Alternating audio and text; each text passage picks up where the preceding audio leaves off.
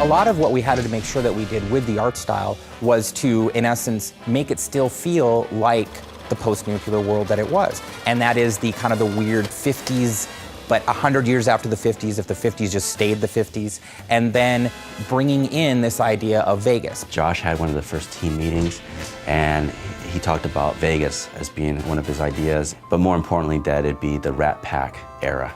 And when he said that, then I was just joyous, because it's just great aesthetics at that time. When we started the game, there were a few things aesthetically that we knew we wanted to do. We wanted to make sure that the architectural style of homes, and as well as the casinos, either reflected 50s style from the Vegas era, or it reflected an even earlier time, more like the settlers of the West.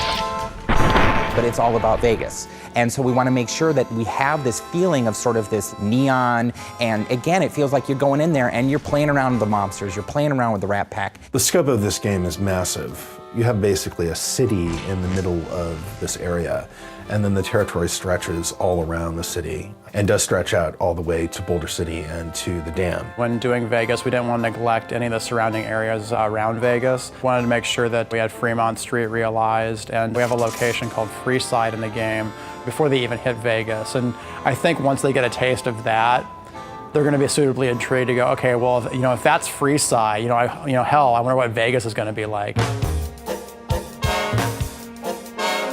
The Vegas that we were representing was really classic Vegas. This is something that dovetails nicely with the general aesthetic of the Fallout series as a whole. Everything to do with the Strip is a big artistic playground. One of the strengths we saw about being able to use Vegas as a location is because all those casinos have their own individual themes. It's like a big amusement park the size of a city.